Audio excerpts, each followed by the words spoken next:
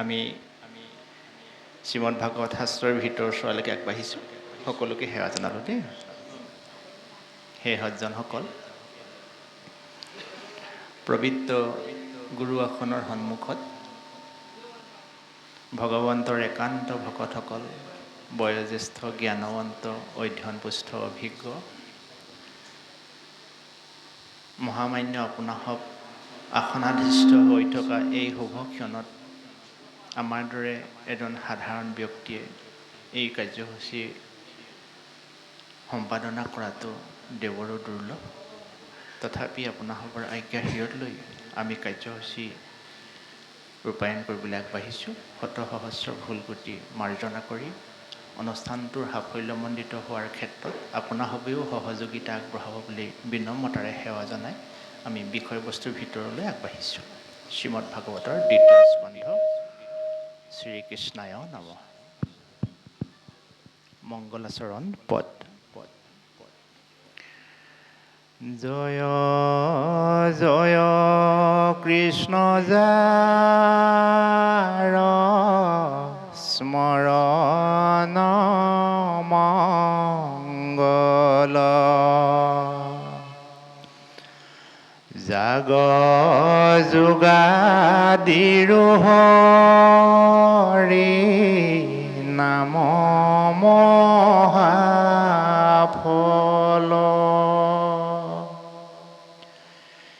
হেনয় পৰমানন্দ মাধৱ কনিত, হুমৰিও নৰ নিৰন্তৰে এক চিত্ত,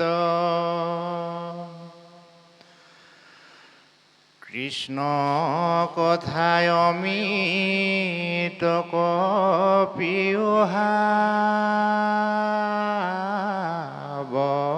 বধানে, কৰিও যতন যাবে প্ৰাণথা কে মানে, ঘোৰ কলি যুগে মল মতি মনুষ্যৰ,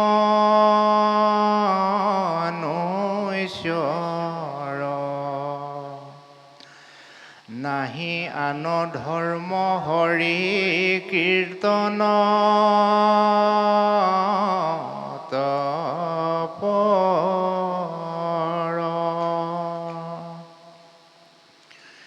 শৰীৰত আছে কলি কিত যত দুখ, গুচুক প্ৰথমে কৰা হৰি হৰি ঘোষ, কৃষ্ণৰ চৰণে কৰি অশেষ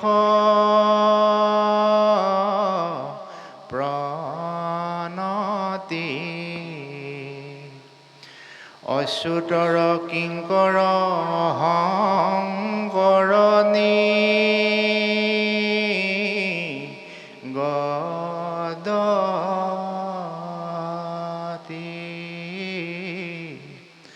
হৰি ৰাম ৰাম ৰাম। হে সজ্জনসকল, আমি যি পদ সংখ্যক পাঠ কৰা হ'ল, এই পদ সংখ্যকক লেখক মহাপুৰুষ শ্ৰীমন্ত শংকৰদেৱে নামাকৰণ কৰিছে মংগলাচৰণ নামেৰে।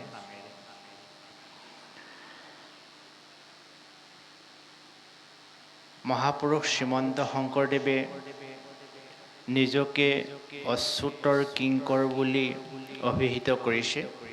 অচ্যুত মানে প্ৰভু ভগৱন্ত, কিংকৰ মানে দাস বা সেৱক। প্ৰভু ভগৱন্তৰ এজন সেৱক হিচাপে এই সংসাৰত আবিৰ্ভাৱ হৈ মহাপুৰুষ শ্ৰীমন্ত শংকৰদেৱে সমগ্ৰ মানৱ জাতিৰ জীৱ উত্তৰণৰ কাৰণে যি অৱদান আগবঢ়াই গ'ল, এই অৱদানকেই এক শৰণ হৰিনাম ধৰ্ম বুলি আমাৰ মাজত পৰিচিত হৈছে। আৰু এই এক শৰণ হৰিনাম ধৰ্মৰ যোগেদি মানুহে জীৱন সাৰ্থক কৰিব পাৰিব। এই বাৰ্তা মহাপুৰুষ শ্ৰীমন্ত শংকৰদেৱে সমগ্ৰ মানৱ জাতিৰ কাৰণে আগবঢ়াইছে। তেখেতে আৰম্ভণিতেই পদ সংখ্যকত এই অমৃত কথাত উল্লেখ কৰিছে যে মংগলাচৰণ, অৰ্থাৎ মংগল মানে পবিত্ৰ বা ভাল, আচৰণ মানে পালনীয় নীতি। যি নীতি পালন কৰিলে জীৱৰ মংগল হয় তাকে মংগলাচৰণ বোলে। অৰ্থাৎ শ্ৰীমদ ভাগৱত শাস্ত্ৰৰ আৰম্ভণিৰ পৰা শেষলৈকে এই 12টি স্কন্ধত প্ৰভু ভগৱন্তৰ গুণনাম ভকতৰ গুণনামেৰে সমৃদ্ধ আছে। তাৰ বাদে ভাগৱতত বেলেগ কথা একো নাই। প্ৰভু ভগৱন্তৰ গুণনাম আৰু ভকতৰ গুণনাম। আৰু এই প্ৰভু ভগৱন্তৰ গুণনাম ভকতৰ গুণনামকে কেন্দ্ৰবিন্দু হিচাপে লৈ যি মনুষ্যই জীৱন যুঁজত আগবাঢ়ি যাব, সেই মনুষ্যৰ জীৱন সাৰ্থক হ'ব। তেখেতে উল্লেখ কৰিছে যে পৰম ব্ৰহ্ম ভগৱন্তৰ জয় হওক, জয় জয় কৃষ্ণ যাৰ স্মৰণ মংগল, যাক যোগাদিৰ হৰি নাম মহা ফল। হেনয় পৰমানন্দ মাধৱক নিত, সুমৰিও নৰ নিৰন্তৰে এক চিত্ত। নৰ মানে সমগ্ৰ মানৱ সমাজক কোৱা হৈছে যে হে জীৱশ্ৰেষ্ঠ মনুষ্য, তুমি একচিত্ত মনে পৰম ব্ৰহ্ম ভগৱন্তক সুমৰা, স্মৰণ কৰা, মনত পেলোৱা। কিয়নো পৰম ব্ৰহ্ম ভগৱন্তই হৈছে যাগ যোগাদিৰ ফল দিওঁতাজন, আৰু সেই ফল হৈছে হৰিনাম। আৰু এই হৰিনাম যি মনুষ্যই স্মৰণ কৰে, শ্ৰদ্ধা কৰে, ভক্তি কৰে, হৰিনামত আউজনি লয়, সেই মনুষ্যৰ মংগল হ'ব হ'ব হ'ব। কিয়নো কৃষ্ণ কথা অমৃতক প্ৰিয় সাৱধানে, কৰিও যতন যাবে প্ৰাণ থাকে মানে।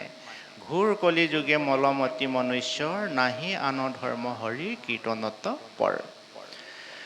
এই বিশ্বব্ৰহ্মাণ্ডক সত্য, ত্ৰেতা, দ্বাপৰ আৰু কলি, এই 4টা ভাগত ভাগ কৰা হৈছে। সত্য যুগে ধ্যান, ত্ৰেতা যুগে যজ্ঞ, দ্বাপৰ যুগত পূজা, কলিত হৰিৰ কীৰ্তন বিনাই আৱৰ নাহিকে দুজা। এই কলিযুগ আৰম্ভ হোৱাৰ লগে লগে মানুহৰ মনবিলাক বোলে মলমতি হৈছে। মলমতি মানে কি? অস্থিৰ। অস্থিৰ মানে কি? খেলিমেলি। খেলিমেলি মানে কি? বিশৃংখলতা ভাৱনা। কেৱল আমাৰহে মনবোৰ খেলি মেলি বা বিশৃংখল ভাৱনা আহে এনে নহয় বোলে। সাধু সন্ত ঋষি মুনি গুণী জ্ঞানী আৰু সেই দিন হাজিৰা কৰা মানুহজনলৈকে প্ৰত্যেকৰ মানুহৰ মনটোৱে পবিত্ৰতা ভাৱো উদয় হয়, বিশৃংখল ভাৱো উদয় হয়। এতিয়া বিশৃংখল ভাৱ আৰু পবিত্ৰ ভাৱ যদি আমাৰ সকলোৰে মনত উদয় হয়, এচাম মানুহে কিয় বিশৃংখল দিশেৰে গতি কৰিছে, এচাম মানুহে কিয় সুশৃংখল দিশেৰে গতি কৰিছে, ভাগৱতে এই কথাষাৰ নিৰ্ণয় কৰি দিবলৈকে সমগ্ৰ মানৱ জাতিক আহ্বান জনাইছে যে তোমালোকে আহাচোন, তুমি ঈশ্বৰৰ কথাত একাত্মবোধ হোৱা, শুনা, গুৰুত্ব দিয়া, তেতিয়াহে তুমি উপলব্ধি কৰিব পাৰিবা যে তুমি বিশৃংখল হবা নে উশৃংখল হবা। কলিযুগ আৰম্ভৰ লগে লগে মানুহৰ মনবিলাক বিশৃংখল হয়, খেলি মেলি হয়, আৰু এই খেলি মেলি বিশৃংখল মনটোৰ যোগেদি মানুহে উত্তৰণৰ বিপৰীত দিশে অধোগতিৰ পথেৰে গতি কৰে। আৰু এই অধোগতি পথ ৰোধ কৰি উত্তৰণৰ পথেৰে আগুৱাই যাবলৈ হ'লে এটাই মাত্ৰ উপায় আছে, নাহি আন ধৰ্ম হৰি কীৰ্তনত পৰ। যে হে সংসাৰৰ জীৱশ্ৰেষ্ঠ মানুহ, তুমি হৰি কীৰ্তনত আশ্ৰয় লোৱা, হৰি কীৰ্তনত মন মজোৱা, হৰিৰ কীৰ্তনত তুমি ভৰসা কৰা, তুমি দেখিবা যে তোমাৰ জীৱন উত্তৰণৰ দিশে গতি কৰিছে। কাৰণ হৰিয়ত আছে কলিকিত যত দুখ, গুচুক প্ৰথমে কৰা হৰি হৰি ঘোষ।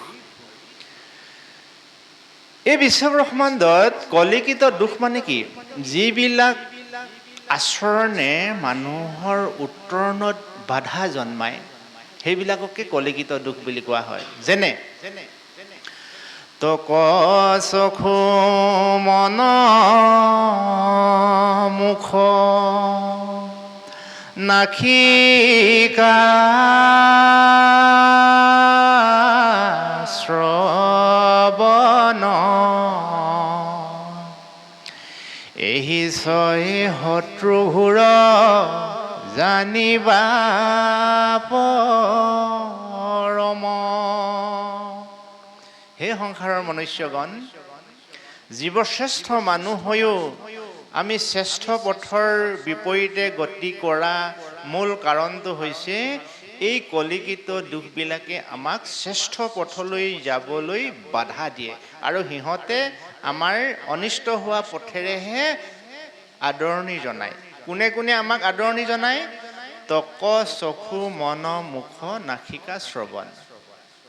তাৰমানে আমি গম পালোঁ যে এজন মানুহে জীৱনত উত্তৰণৰ দিশত গতি কৰোঁতে তেওঁক বাধা দিয়া সেই অন্তৰায়বিলাক তেওঁ আত্মীয় স্বজন, ওচৰ চুবুৰীয়া, ককাই ভাই, সমাজ নহয়। এজন মানুহ সফলতাৰ দিশত আগুৱাই যোৱাত তেওঁক বাধা দিয়া অন্তৰায়বিলাক হৈছে তেওঁৰ নিজৰ এই পঞ্চভৌতিক দেহাটোতে লাগি থকা কিছুমান অংগ। যেনে ত্বক মানে আমাৰ ছালখন, চকু মানে চকুটোৱে, মন মানে মনটো, মুখ এইখন, নাসিকা শ্ৰৱণ, এইবিলাকেই মানুহক উন্নতিৰ জখলাত আগুৱাই যোৱাত বাধা দিয়ে। কোনবিলাকক? যিবিলাকে আত্মসংযম, আত্মনিয়ন্ত্ৰণ, আত্মবিশ্লেষণ এইবিলাক কৰিব নাজানে। মানে আত্মসংযম, আত্মনিয়ন্ত্ৰণ, আত্মবিশ্লেষণ কৰিব জনা যিটো ক্ষণ, সেই ক্ষণটোৱে হৈছে সাধুৰ সং, ভকতৰ সং, ঈশ্বৰৰ কথা চৰ্চন। আৰু ঈশ্বৰৰ কথা চৰ্চনৰ যোগেদি মানুহে আত্মসংযমৰ যিটো গুণ, সেই গুণটো আয়ত্ত কৰিব পাৰে। তেতিয়া আমি এটা কথা উপলব্ধি কৰিছোঁ যে ভাগৱতলৈ আমি কিয় আহিব লাগে? নামঘৰত সাধু সমাজে ঈশ্বৰৰ গুণনাম কৰিলে আমি তাত একান্ত মানে কিয় শ্ৰৱণ কীৰ্তন কৰিব লাগে? এই কাৰণেই কৰিব লাগে যে আত্মসংযম, আত্মনিয়ন্ত্ৰণ, আত্মবিশ্লেষণ কৰিব পৰা যিটো ক্ষমতা, যিটো শক্তি, সেই শক্তিটো সেই সাধু সংগতহে পোৱা যায়। সেইকাৰণে উবা নৰলোক হৰি ভজিও ধৰিও কুমাৰ কালে ভাগৱত ধৰ্ম, এই কথাবোৰ যে আমাৰ অগ্ৰজসকলে কয় এই কাৰণেই কয়। যদি কুমাৰ কালতে আপুনি মই সাধু সংগত আহিলোহেঁতেন, তেতিয়াহ'লে জীৱন বাটত আমি যেতিয়া হামিয়াই হিকুটিয়াই থাকিব লগা হয়, কাৰণ অকল সুখেই ভৰা নহয় জানিবা ধৰা, দুখো আছে সুখৰ লগত, নহয়নে বাৰু? পৃথিৱীত কোনো মানুহেই গোটেই জীৱনটো সুখত থাকি পোৱা নাই, আৰু পৃথিৱীত কোনো মানুহেই গোটেই জীৱনটো দুখত থাকি পোৱা নাই। সুখ আৰু দুখ মানুহৰ জীৱনৰ লগৰী। গতিকে সুখত থকা সময়ত যদি আমি এই আত্মসংযমৰ যিবিলাক কৌশল শিকি লওঁ, যিদিনাখন দুখ আহিব সেইদিনাখন আপুনি মই সেই কৌশলটো প্ৰয়োগ কৰি আমি দুখবিলাক নিলগলৈ আঁতৰাই দিব পাৰিম। ব্যৰ্থ জীৱন কোনে কামনা কৰে? কিন্তু কেতিয়াবা ব্যৰ্থতা মানুহৰ জীৱনত হৈ যায়। উজুতি খাম বুলি কোনেও চিন্তা নকৰে, কিন্তু মানুহে কেতিয়াবা উজুতি খাই যায়। সেই সময়ত আপুনি মই কি কৰিব লাগিব? যেনেকৈ বিপদৰ সময়ত একাউণ্টত থকা পইচাকেইটা উলিয়াই আনি পেলাই আমি কামত খটাওঁ, তদ্ৰূপ এই ধৰিও কুমাৰৰ কালে ভাগৱত ধৰ্ম যে শিশুৰ কালৰ পৰা বা আমি সাধু সংগত লোৱাৰ পৰা যিবোৰ হৎ ফৰ্মুলা, হৎ সূত্ৰ আমি আয়ত্ত কৰি থওঁ, সেইবিলাক আমি প্ৰয়োজন সাপেক্ষে আমি ব্যৱহাৰ কৰি পেলাই আমি বিপদৰ পৰা নিজকে বচাই ৰাখিব পাৰিম। এই কথাষাৰকে মহাপুৰুষ শ্ৰীমন্ত শংকৰদেৱে সমগ্ৰ মানৱ জাতিৰ মাজতে প্ৰচাৰ কৰিলে। গুচুক প্ৰথমে কৰা হৰি হৰি সুখ, কৃষ্ণৰ চৰণে কৰি অশেষ প্ৰণতি, অচ্যুত কিংকৰ শংকৰ নিগদতি। আৰু এই কথা কেইষাৰে মহাপুৰুষ শ্ৰীমন্ত শংকৰদেৱে মংগলাচৰণ নামাকৰণেৰে আমাৰ সমাজলৈ আগবঢ়াই দিলে। এতিয়া আমি এই পাঠভিত্তিত ভিতৰ চোৱালৈ আমি পদাৰ্পণ কৰোঁ। তেখেতে